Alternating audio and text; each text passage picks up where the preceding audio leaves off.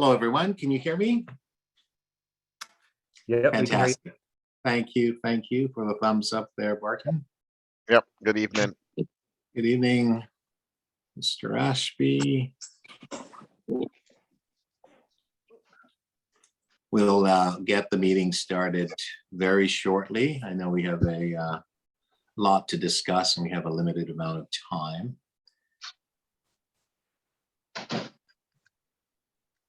I can just ask everyone to mute their microphones for me, please, before we get the meeting started. That would be wonderful.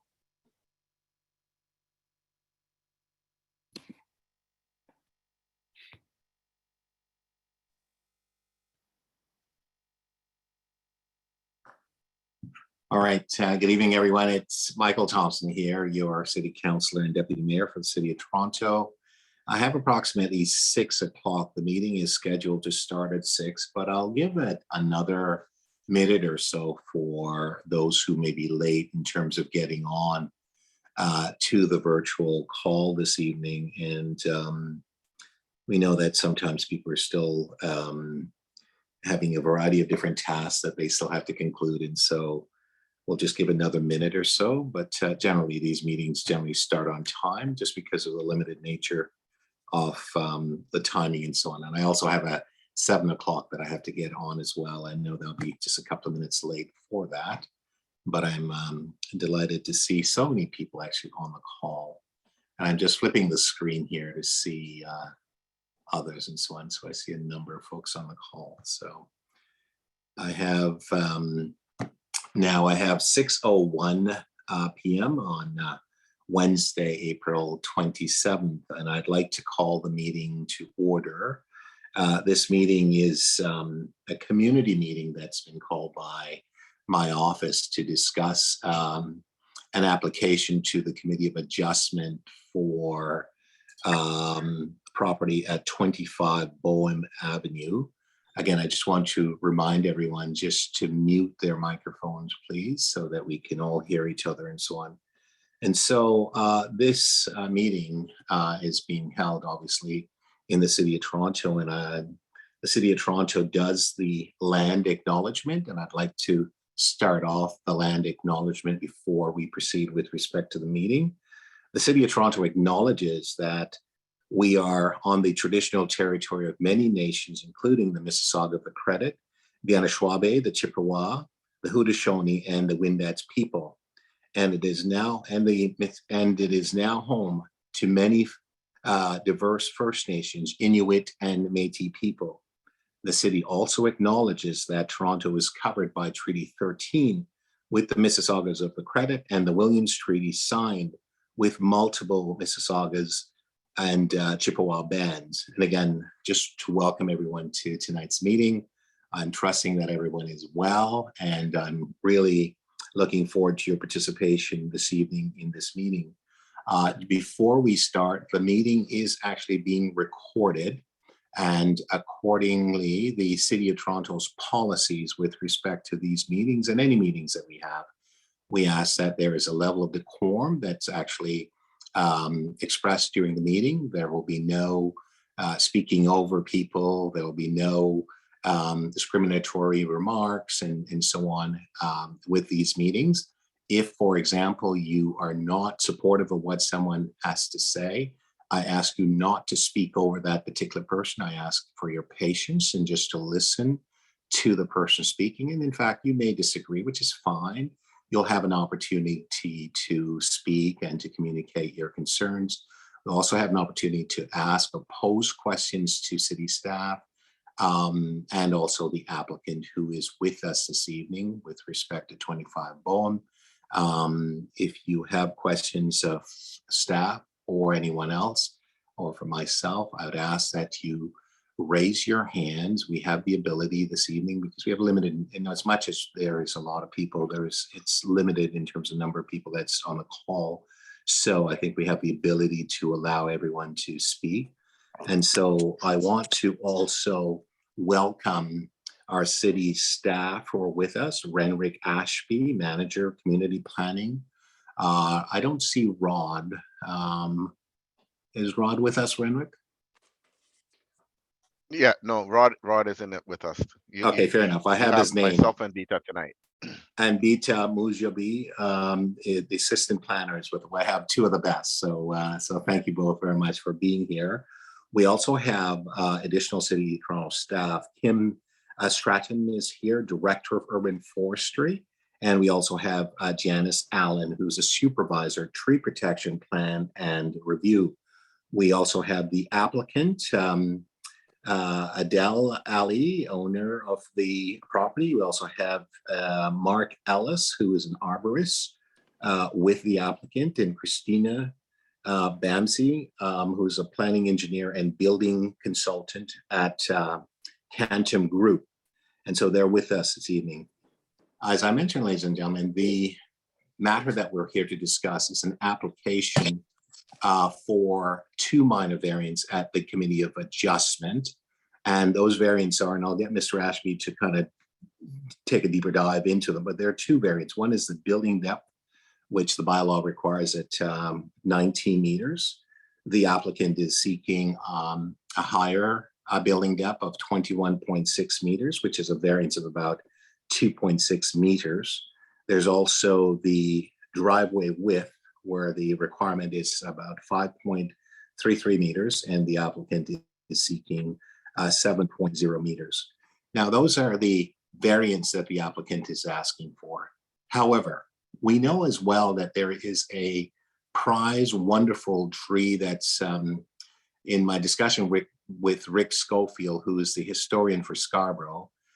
He indicates that the tree is over 70 years old that's actually on that property. And I think that all the neighbors and everyone in the neighborhood know this tree because it's such a magnificent tree that's on the property. And there is concerns from members of the community that the tree could be damaged should there be a development of a new structure on the site. And so that's a great concern. I have met with several members of the community who have expressed their concerns with respect to the tree. And so this is part of the discussion. I've also had a meeting with the applicant and his arborist, where they have indicated to me that the development or the structure to be placed on this site will be far removed from the tree, and that the roots of the tree will not be subjected to being obstructed and to cause any damage to the tree. Now, I'm delighted that Kim and Janice are here with us because they're the experts, along with the expert of the applicant, the arborist, Mark Ellis. And so Janice and Kim certainly will be able to help us to be able to, respond to any positions that the applicant and his arborist may have with respect to whatever suggestions. So we will hear from the applicant, and we will hear from our city staff. So the meeting will proceed. I'll give Mr. Ashby maybe a moment just to set the table further in addition to the comments that I've made. And then we will turn it over to the applicant. Part of what I wanted to do with this particular meeting is to have the applicant introduce to the community certainly the variances, and Mr. Ashby will introduce those in a moment, but for the applicant to speak to those. But particularly, I wanted the applicant to speak to the issue around the tree. He and his arborist did meet with me and indicated to me that they are also very supportive of protecting the tree, and that what they're proposing to do would not create a problem or injure the tree. That is not for me to determine. That is for our professional staff in forestry to comment along with the arborist with respect to the applicant. And so we will have that discussion this evening. So Mr. Ashby, I'll turn it over to you for a few minutes and give you an opportunity and to comment, and then we will allow for the applicant to make a presentation to the community, and then for members of the community to be able to ask questions as they wish and to make any comments. So Mr. Ashby, I'll turn it over to you. Sure. Thank you, Deputy Mayor. Appreciate the opportunity, and welcome everyone who's on this call this evening. Actually, my colleague Beta will go through the variances that are required, or the variances that are before us. and just discuss get into a little deeper dive on those variances, and then I would imagine our forestry staff will go into details in regards to the tree. So with that, I will, Deputy Mayor, I'll hand it over to Beta. Thank you, Renrick. I'm sharing my screen showing the public hearing notice that was mailed on before Monday, April 25th, 2022. I will go briefly through the variances for file number A0045-22SC. So as you can see, we have two variances. One is with regard the building depth. The maximum permitted building depth is 19 meter under bylaw 569/2013, and the proposed building depth is 21.6 meter. And the second variance is regarding the driveway width. The maximum permitted driveway width is 5.33 meter, and the proposed driveway width is 7 meters. So this is the list of the variances we have. Okay, thank you, Beta. DM, if you would like the applicant now to go into their presentation. Yes, I think that would be helpful for the applicant to go into presentation, as well as the applicant's arborist maybe to talk about the tree and talk about what they're proposing, so members of the community can be aware. And at least at this point, at a point later, they will be able to ask questions and so on. And I'll ask him and Janice just to stay tuned, because I'd like to have them comment, because I know the applicant will and his arborist will talk about the tree, so I'll have them comment before we open the floor up for questions. So Adil and Adil Ali, you're there, and your arborists are there as well. So the floor is yours. Go ahead, please.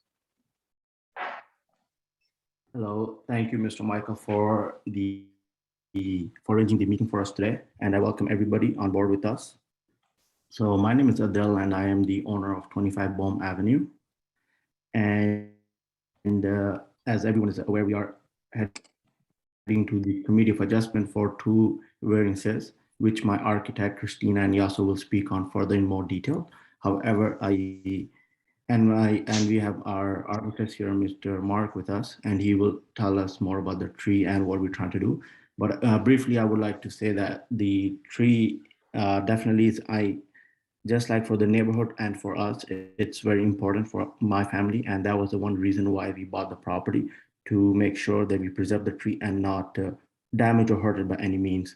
So in order for us to do that, my architect and my arborist suggested us to go to the Committee of Adjustment with certain changes. And I'll just pull up my screen here, if you can give me a minute.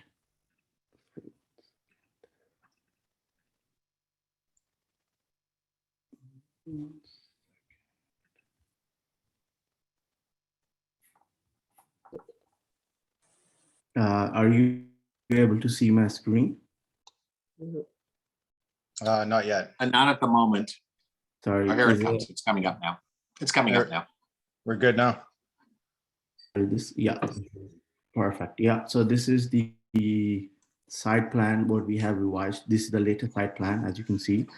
And in terms of the variances, number one, which is the maximum permitted building depth, we are within the allowed square feet, what's allowed on the lot. So we're within that. But the reason why we need the longer building depth is because we are going farther away from the tree, as you can see here. Initially, the house was roughly where my mark is here, or give and take, it was around here. So we had pushed the house back to give the extra root space for the tree, so we can save the roots.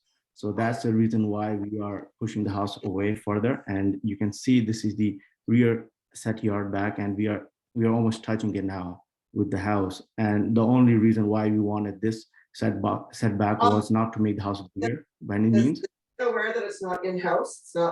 It's on Zoom. Okay. Hello. Yeah. I wonder if you could just mute your microphone, please. There's someone speaking. I wonder if they can just mute their mic so that Mr. Ali could just finish his presentation, please. Zoom service, so Hello. just to be on safe side, sort of thing, so, or I can call him, just,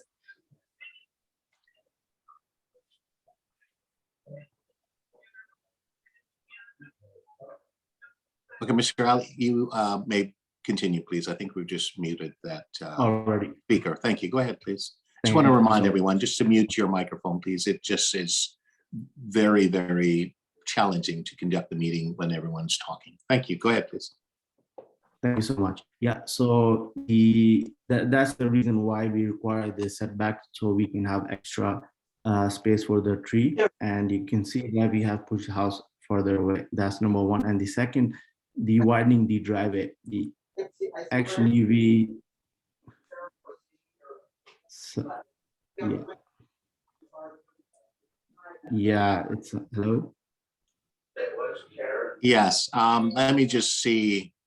Just 1 second, please. So just see if we can mute that caller. Again, I just want to remind everyone, please, if you could mute your devices, that would be very helpful. Thank you. Go ahead, please, sir. Okay, thank you. So where it says the maximum permitted driveway width is 5.33 meters and proposed is 7 meters. So what we are doing is we're keeping the existing driveway where my mark shows that's the existing driveway, and we are widening the driveway closer to the house only, which is close to the garage. And the reason why we're doing this is to have an easy access for the car to go in the car garage. And you can see, I'll zoom in here now, and you can see, well, no, it won't, yeah, I can zoom in. So you can see the flare of the driveway. That's the only part which is 7 meters. Rest is all single car driveway. And with this flare, the flare is actually still in the portion of the the existing porch. You can see is designed here. That's the existing porch, and the new flare that we are proposing will be in the old, it will be in the existing footprint of the house, where we're not 100%, but my architects will confirm, or we will talk on that, where there are not much or many roots, but that's what I'm saying, but architects will confirm. So that's the reason why we have the flare here of 7 meters wide, and then all become single. So this way we have all the root area for the tree as well. So these are the two variances that we are proposing. So I will let Mr. Mark, my architect, continue from here. Thank you so much. Sure. Thank you, Adil, for going over that. I probably got to share my screen here too. Here. Share.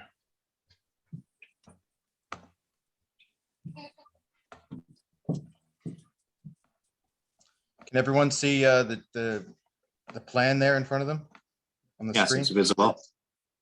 Perfect. It's So yeah, so the tree in question is a 159 centimeter DBH bur oak. The client initially came to me with a plan, a standard plan that would prepared, when you demo a house and build a new one. I told them it's not going to happen. We have to design around this tree. This tree has historic value. I like the tree. I've been there. I've known of the tree for over 20 years. I said, we're going to protect this tree. So we've done a number of measures just to get to this point. One is keeping the existing driveway. Also, when this driveway is replaced, we're going to be replacing the asphalt with porous pavers within the minimum tree protection zone of the tree. That's that dotted line around the tree here. So that will allow percolation of water to come into the root zone, in what is a current hard non-porous surface. So that's going to increase the health of the tree. Also, in pushing the house back, most of the construction is going to fall within the existing basement of the tree all along here. So this is currently void space. And this driveway flare out is within the front porch area here. So although he is widening the driveway, it's going in existing space where there's no soil or just void space. It's the basement. Now there is a small area, I believe, here maybe around here. So this is the new house, this corner here. Sorry, that's the old house, this corner. So this little area here, there may be roots which may be injured. So here we're going to conduct an exploratory dig to see what roots, if any, are there, and then we'll make an informed decision whether to pull the house back more or cut this corner of the house. Also, the existing driveway base will remain unchanged. There's going to be an ISA certified arborist on site pretty much throughout the whole duration of construction to supervise demolition of the existing driveway, supervise demolition of the house within the minimum tree protection zone, et cetera, et cetera. It is most likely that no below ground roots will be affected during the construction. However, we are going to take the necessary steps so far as doing an exploratory dig. No above ground pruning needs to be done to facilitate construction or construction access or allow for a new roof line. We're accommodating that by pushing the house back again. Additionally, so I did point out that we're going to gain water percolation in this area, but also this corner here, which is current house, that this is soil space near the tree that is going to be gained by pushing the house back from where it is existing. So at the end of the day, with this new proposed house, this tree should benefit from a net gain of soil volume as well as water within its minimum tree protection zone. For me, it is a big thing, and it's one of the reasons why I took on this project, because with this new build, there's not going to be development pressure upon this tree to cut it down or kill it or poison it, which is a common thing that I'm approached for, because there'll be this brand new house here, and the tree will be, it won't be affecting construction. So that's it for me. I'm open for questions, or if you want to pass the mic over, I'm good. Thank you very much, Mark, and thank you for your comment there. Just before we go to the members of the community, I wonder, Kim and Janice, whether or not you had any comments. Mark has indicated that there is a plan to protect the tree, and he talked a little bit about the roots and some of them that could be affected and so on. I wondered if you could comment on this, please. Sure. Can everyone hear me? Yep. Thank you. Yes. Great. So good evening, everyone. My name is Kim Statham. I'm the Acting Director of Urban Forestry. Thanks to Deputy Mayor Thompson and his staff for pulling this together. I'm happy to be surrounded and joined by lots of folks that are interested in trees. It's not surprisingly or unsurprisingly, not always how my days go. So thank you, everybody, for being here.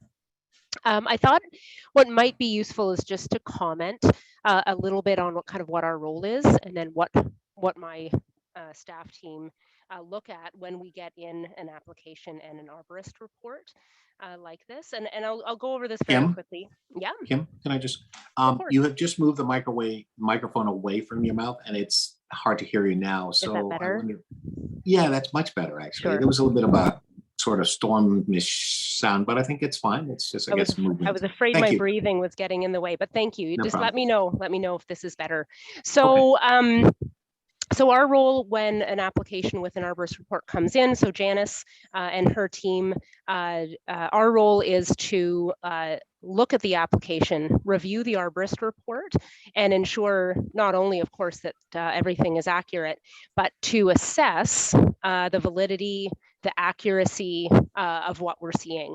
And so our role here, first and foremost on every application, but certainly at this address, is related to mitigating any impact whatsoever on the tree that's the tree in question.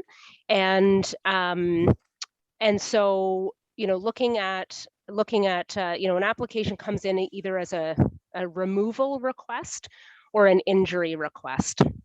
And so really what we're seeing here is because of some of the changes in the nature of the application, what we're looking at here is of course more of an injury request. I want to take a minute to make sure everyone understands what that means. If Toronto Urban Forestry approves a tree injury, it means that we, with the arborist report and our professional staff, in our professional opinion, that tree can withstand that injury. It is not something that will impact the overall health or longevity of that tree. So what Mark was just describing was a little bit around, how would we assess that? The roots are underground. Tree injuries are really related to what impacts might happen underground or within that tree protection zone, which is measured. The simplest way to describe it is it's measured by the crown or the canopy of that tree. And you saw that a minute ago on Mark's plan, the circle around the tree placed on that plan. And so what we would often do is ask for root exploration, and that's what Mark just described will be happening, so that we can get a sense of where the roots are located and whether any of the development impact is something that is of concern. And so that's a common practice. And just to let the community know, that's something that sometimes folks get nervous about when they see digging around the tree, is that in fact, sometimes, and in this case, it will be exploratory root work that we've requested to get more information so that we can assess any of the impact on that tree. So that's what's happening at the moment. The two variances in question here, the staff are reviewing that now, and we will be responding by memo back to the Committee of Adjustment when we've made any determinations for forestry comments on that. Okay, thank you very much for that. Did Janice wish to add anything, or is that the presentation from you, Kim?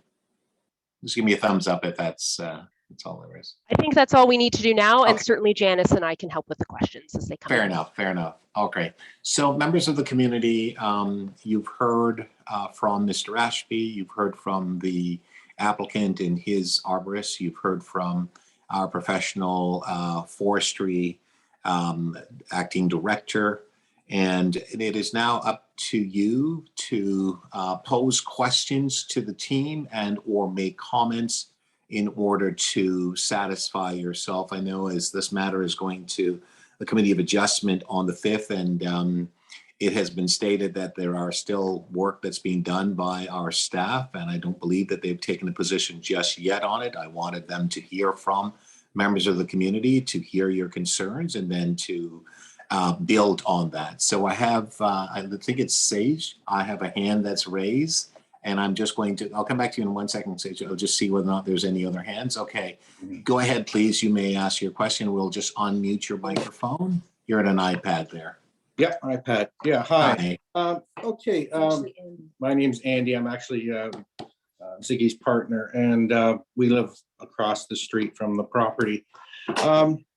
What everyone is saying now is all, well and good, but I think the point that's being missed here, at least from the community standpoint, is when was this arborist taken into service? Because the neighborhood had to move very quickly because demolition was going to go ahead back in December, or it was approved in December and go ahead in early January without any tree protection in place, without the applications having even been put in.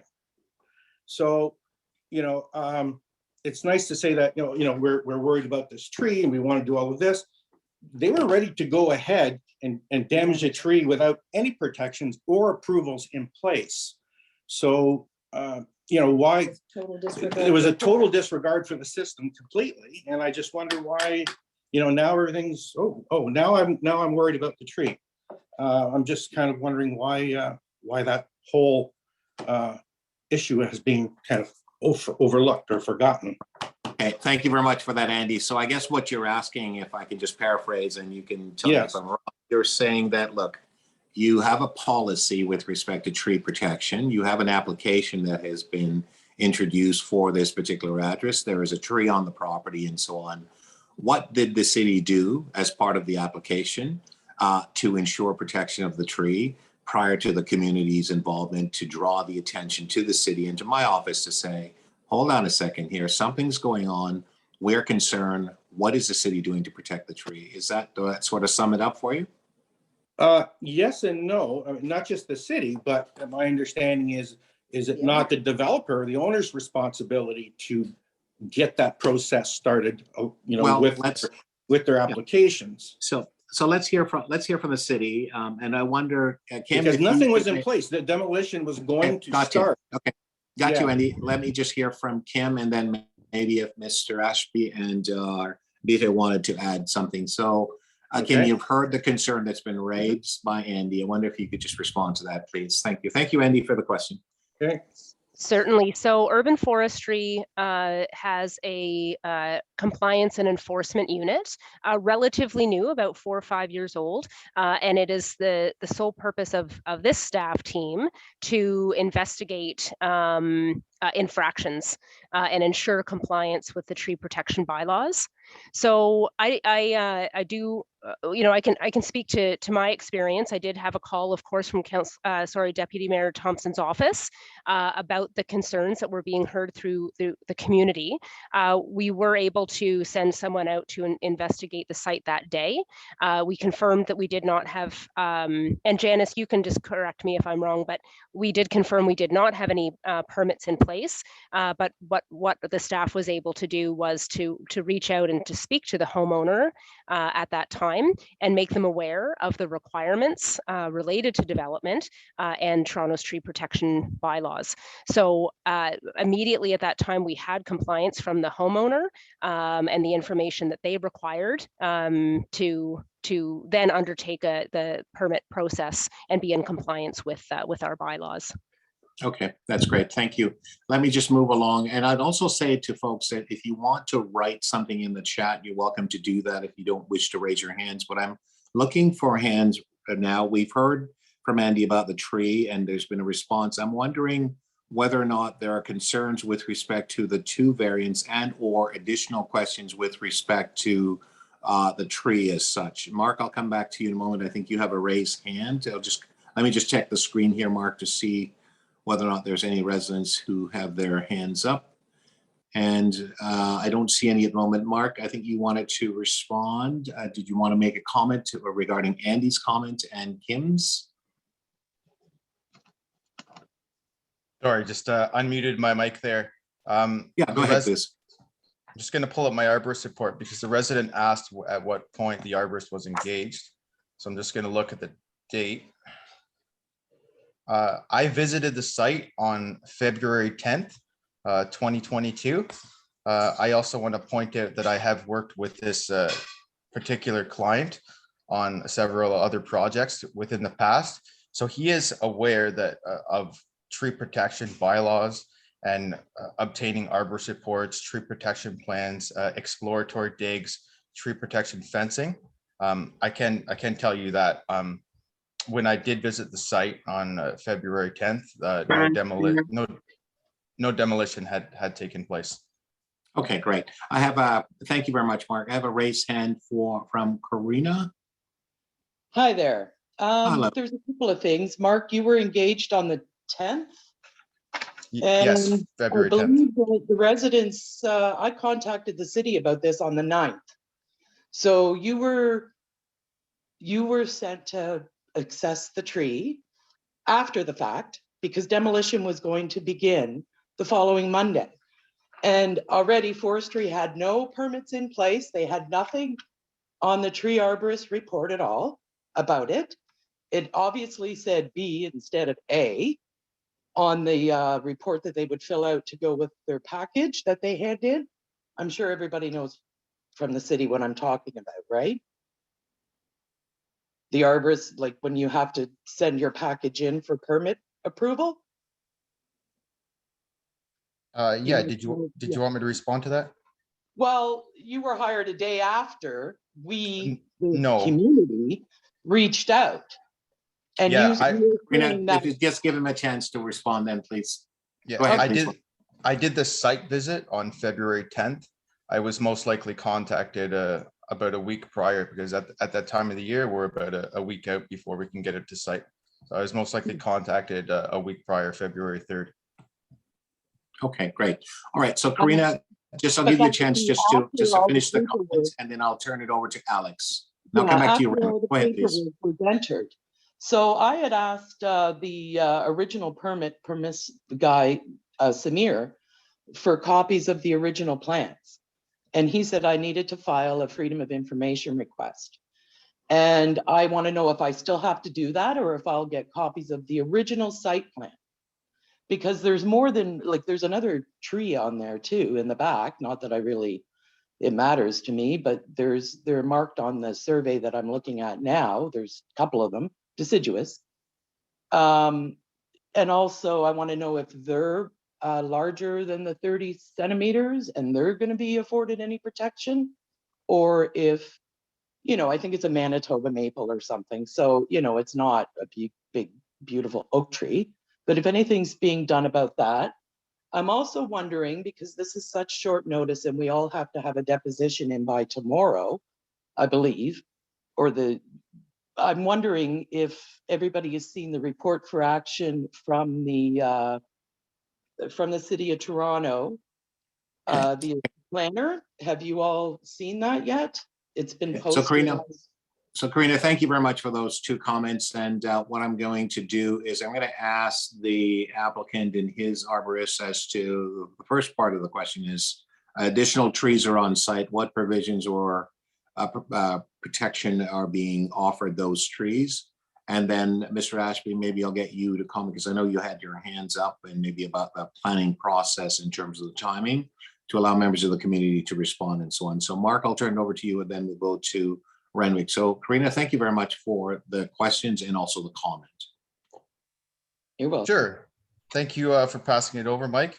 I do want to say when a arborist is hired as per the City of Toronto private tree bylaw and the city street tree bylaw, as well as their specs, we have to inventory all city trees of any size and all private trees over 30 centimeters in diameter at 1.4 meters on and within 6 meters of the site. So I'd like to share my screen again. See if I can have the arbor support here.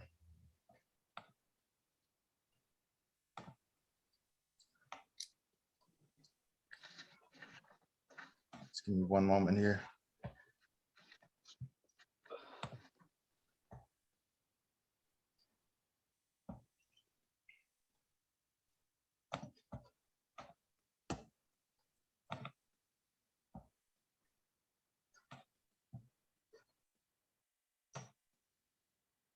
Can people see this? We're only seeing your screen, which has essentially your files and so on. We don't see a drawing, we don't see a sketch, we don't see a site plan. If that's what you're proposing to show us. Okay.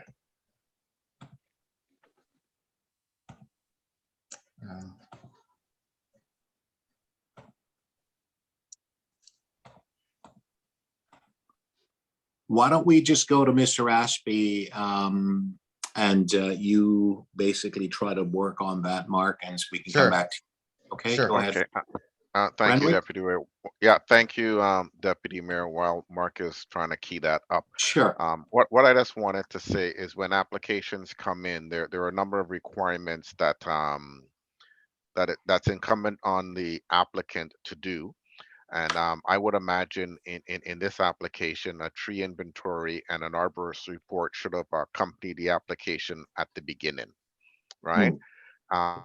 It happens, and it's usually, and take this however you want to take this, but lack of experience and ignorance on the part of the applicant's team, right? This is something that they should know. And you approach a property, you see trees like that, it should be automatic to the consultant team that a tree inventory and or both an arborist report should accompany the application, not afterwards. So that's the only point that I just wanted to make.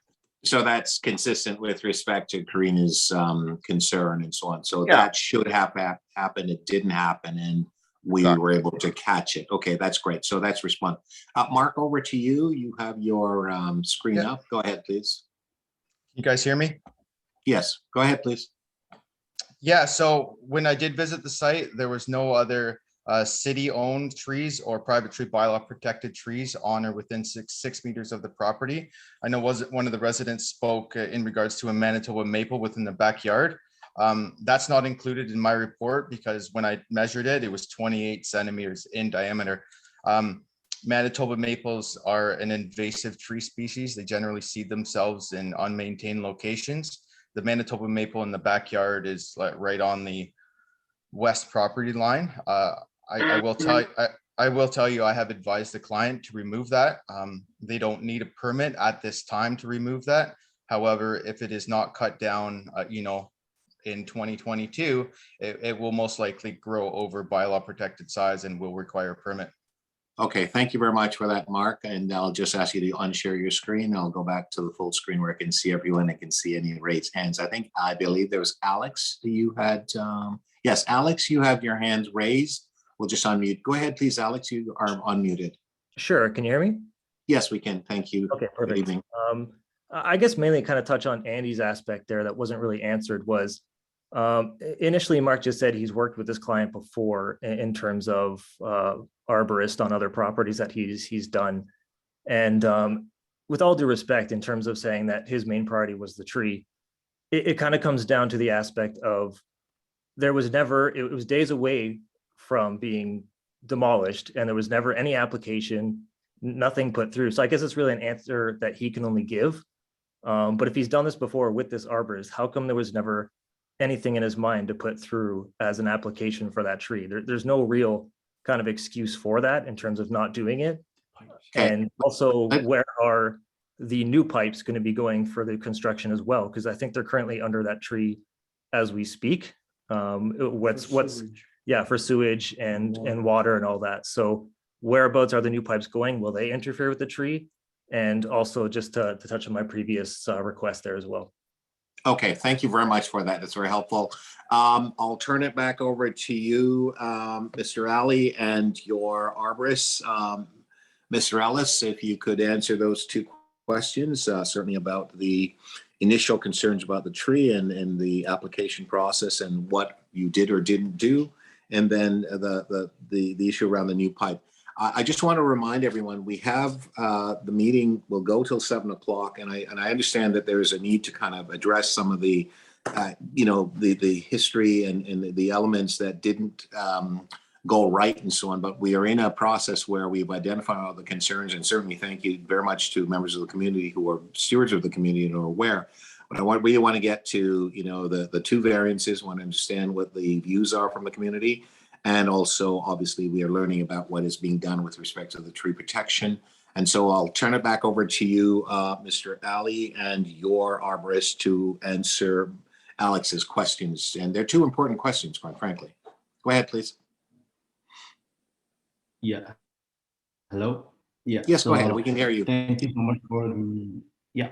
So I will be able to answer the first question because that, only I would be the best, I believe, to answer.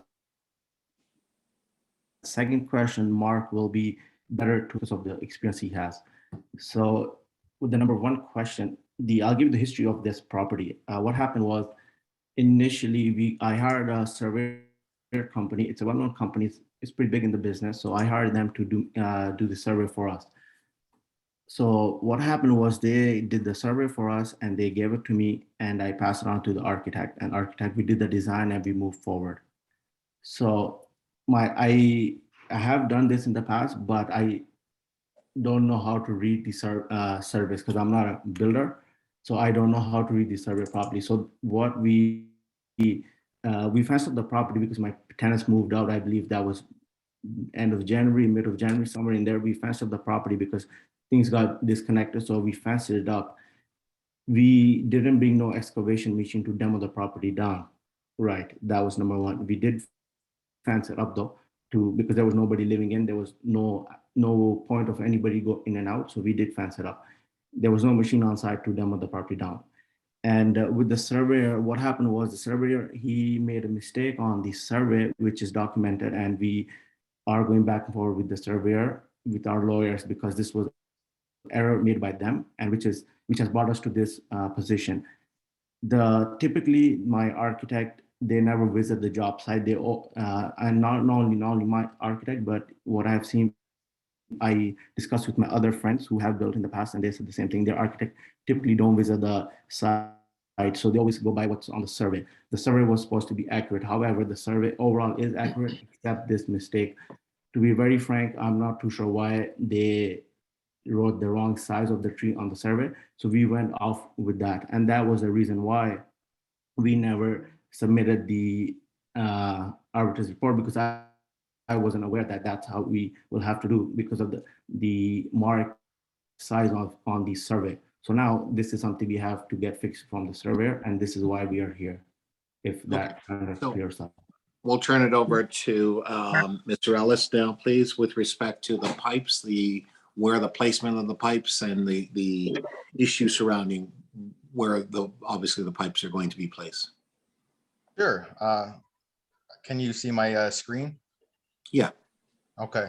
So this, where my cursor is going, there's a yellow line. That's the existing gas line. That is outside of the minimum tree protection zone. There's an existing water line here. It runs right through, right next to the tree. And there's a sanitary in here as well. So ideally the same, like the gas doesn't matter, but ideally the same water and sanitary lines will be the same, and we can do the connection within the new house and not have to touch that. However, it will be up to City of Toronto Water on whether that the existing one can stay the same. If it's still usable, they can put a camera from this side in the existing house and inspect if the existing sanitary can be reused, as well as if the existing water line can stay the same. If it needs to be upgraded, most likely hydrovac and or air spading will be done at the point of connection, and like where the city meets the private right away, probably around here somewhere. ISA certified arborists will be on site to monitor all of that, and the air spade blows out the soil while retaining the roots, so it would be ideal to create a space where a man could go down and disconnect that and redo it, so that the connection is made somewhere here, and then the new line is dragged through the existing soil. So it's not an open trench type deal. It's just a small area that is opened up and then it's dragged through. I would hope the same thing could happen for the sanitary. If it can't be done, the sanitary will have to come over on this side and make a bend, and maybe the water too. Fair enough. Okay, thank you very much for that. I have about 13 minutes, so I want to make sure we get everything in. There's a number of comments or questions in the chat. I'm just going to read them off, and I'll just get you and your arborist to respond to those, please. And I hope that you could just do it quickly. One is no other trees on no other city trees or private tree bylaw protect the tree on or within 6 meters of the property. So just a comment that's from you, Mark. And we have something from Mustafa. The setback is going to be less at the back of the lot. Did you consider the privacy of your neighbor behind? If it's 2.6 meter, if the 2.6 meter extra is allowed, so that's one. The other is how will, and I think this is from Andy, I believe, how will digging be done around the tree manually, I hope? And that's a question. And I think there's another question about the neighbors to the south that's similar to the one that Mustafa had asked. And I'll read this other one here. This is from Karina, the comment here. Can we have a copy? This is, Karina has asked this question. Can we have a copy of the site plan? Is it possible for her to have a copy of the site plan, or does she have to go through the FOI in order to get a copy of the site plan? And then Brandon and Peter, what protection will be set up around the tree to ensure the tree I guess the roots are not damaged. Okay, you've got those, and we have about 12 minutes because we do want to conclude and have some closing remarks. Go ahead, please. Right. So I will be able to answer most of first question. Yes, we did consider the privacy of the neighbors because it will be the privacy for 25 Boem Avenue, which is for us, and for the neighbors right behind us. As you can see on the property, there's roughly, I would say 10 feet high cedar trees, which go all the way from the property line from the right side to the left side, and which we plan to keep. So this is, and they're really big, so they definitely do keep the privacy in for both parties, and that's how we will keep the privacy for everybody. Well, I mean, for us and for the other property. And in terms of the other question, I will let Mark answer that one. Thank you. Go ahead, please, Mark. And again, we have a time where almost 10 minutes left. Derek, can you hear me? Yes, go ahead, please. Yeah, I was just trying to find a video here. You give me 20 seconds, or I can post it after. I'll post it after when the mic's over. But I have a YouTube channel where I have a number of videos where the exploratory dig process is documented. So we do use an air spade, which uses compressed air to remove the soil, and it keeps all roots intact. This is not a hydrovac. This is run off a compressor. Tools that we commonly use in conjunction with the air spade are a hard rake, a trowel, a pickaxe, shovel, and we do it very carefully. We go down, a centimeter at a time to preserve the bark, even on the finest of roots. I did speak with the homeowner when I very first visited the site, and we had mentioned retaining the cedars in the back.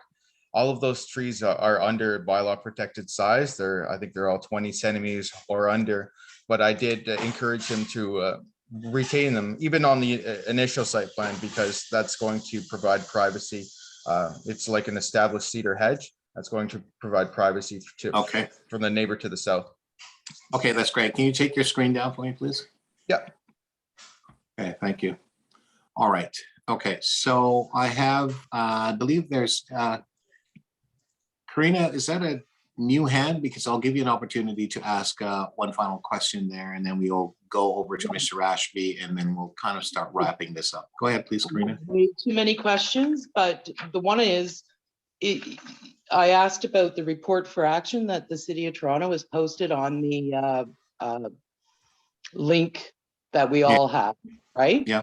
Mm-hmm. Is that going to be considered? Because it's going to be really difficult for us because we don't have answers still. There's stuff that we don't have. For us to be able to address the, to put in our depositions prior to the 28th, right? Okay, that's good. So thank you, Karina, for that. Mr. Ashby, can you comment on, I think what I'm hearing is that there is a need for more information, and information that's available. There's a need for more time to digest and really understand what is actually being considered for members of the community to be able to respond appropriately. And I think it's fair for them to have those concerns. So I wondered if you can maybe comment. I don't know whether or not planning has actually considered the two variances and what is planning's position, because I think that we really need to, give the residents some assurance that their concerns and viewpoints will be considered as part of the application. Yeah. I still think it's probably a little premature in terms of what community planning's position is. The question that, well, the two questions that I have is whether a PPR was performed with this application. Can you explain what a PPR is, please, for those who may not know? Okay, sure. A PPR, we call it a preliminary project review. And that's a process where our buildings department will go through your plans as submitted and identify any variances that might be required, so that when you do go to apply for minor variance and or site plan, you can be rest assured that all the variances are captured. I'm not 100% sure whether that was done. and if it hasn't been done, it should be done. And Mr. Ashby, can I just stop you there for a quick second? I just have to ask Mr. Ali whether or not a PPR has been done for this site, and it's simply a yes or no answer because you would have filed the application. Yes, it has. It has been done? Okay, great. And Mr. Ashby, you have not seen it, right? Yeah, and then the other thing is, I've been doing this for 20 something odd years. I've never heard a situation where an architect has not visited a site before designing a structure on that site. That's just, I'm kind of surprised to hear that. Okay. All right, thank you. Anything further from forestry in terms of comments?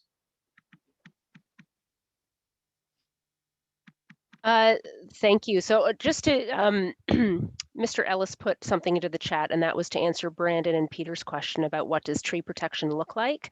And so Mark put that into the chat. So what we request is a very well-structured, very visible tree protection zone, again, that is generally mimics the crown or the canopy, the drip line is what we call it, of the tree. And the purpose of this is to ensure that there is no digging, storage of materials, or any other vehicles that could, bump into or damage the bark. That's the purpose of the tree protection zone. Once it is set, we do not issue any permits until that tree protection zone is constructed and inspected that it is sound. So, just wanted to make a final comment on that question, that would be something else that we would look to ensure was in place before any urban forestry permits are issued. Right, okay, so this matter is slated to go to the Committee of Adjustment, but it seems to me that it's not ready to go there. Would I be fair in making that assessment?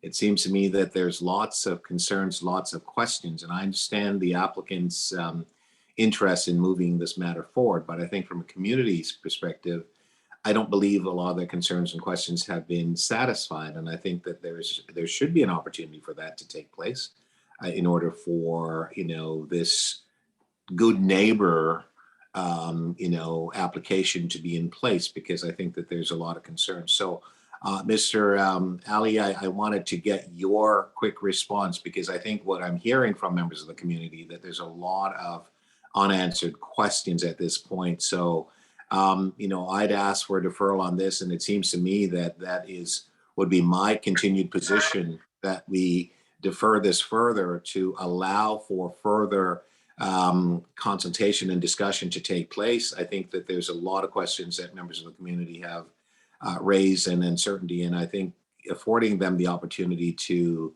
have the ability to respond with time and the information. And we've heard from planning that, I believe, Mr. Ashby, you kind of intimated and suggested that obviously planning hasn't taken a position on this, but yet in less than a week or so that this matter is supposed to go to a committee to make a decision, where there's still a tremendous amount of concerns for the community. So I would say and submit to everyone that this matter should not be going forward, quite frankly. There should be a continued deferral, and to allow more time for further discussion and for the community to feel that their questions and concerns have been addressed. Mr. Ashby, I think you're muted. I wanted to get your comment, and then I'll turn it over to Mr. Ali. And then, we have only 3 minutes left. I have another meeting that's always scheduled for 7, and this was scheduled for 1 hour. And I don't think that we are able to do enough justice to this, even with the 2-hour meeting, because there's still a lot of time for members of the community to sit with the information and to digest it, and then to be able to form a response. And I think that that ability to do that should be afforded them. Go ahead, Mr. Ashby. I would support a deferral. Good. All right. Thank you on that. Mr. Ali, you've heard the response from the planner, the manager of planning, and you've heard my particular views on this. What say you? Yeah, we are okay to defer the application and make sure that we are able to satisfy all the neighbors before we move forward. Yeah, I think, look, I used to live on a street just a couple of street away from this. I know this community. This is an amazing community, quite frankly, as you've seen in terms of the outreach and the response. I think everyone would want to welcome you. And Barton, I know they used to be your neighbor close by and so on. I know that the neighbors would want you to be a good neighbor. And you strike me as someone who wants to do that as well. And I thank you very much for that. And I thank you for your ability to be flexible. I think that what we need to do is to allow for obviously the neighbors to be able to have more information. The planning staff also indicated the need to have more information. I know that our professional forestry team are prepared to work with you and your team and so on in order to ensure that the tree is protected, and the concerns that residents have, the questions about, well, okay, how will you do the digging?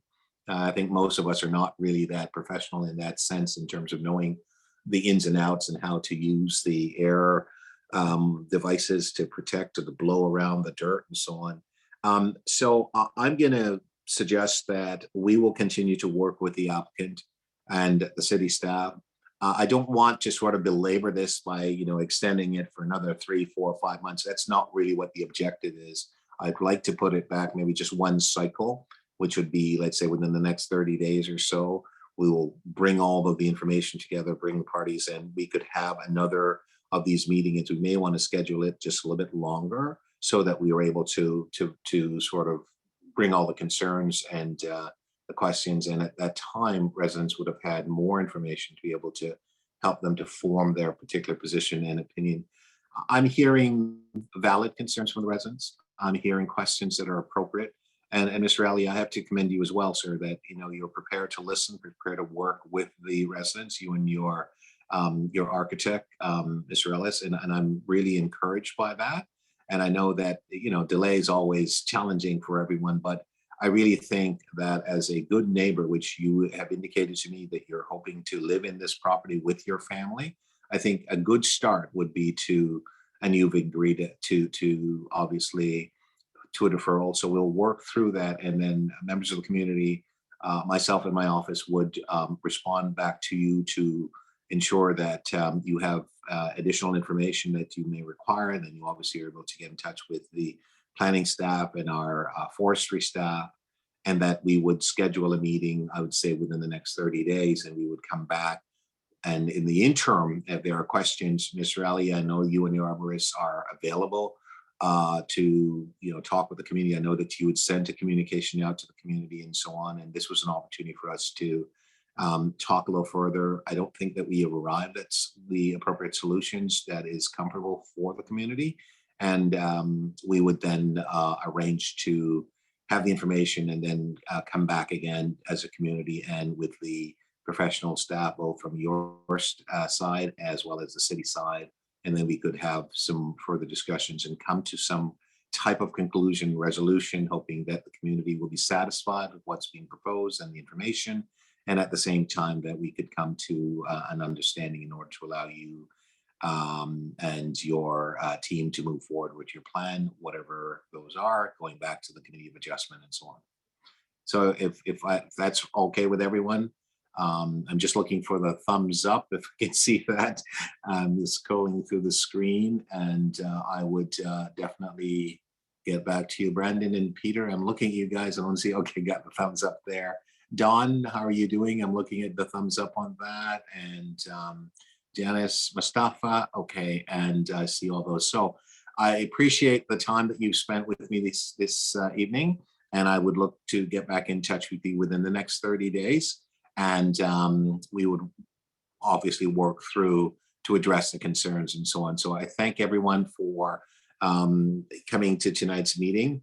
It is about 7:03, and I will look forward to be in touch with you within the next 30 days or so. Okay. Thank you, everybody. Have a good night. Bye-bye. Thank you. Bye-bye.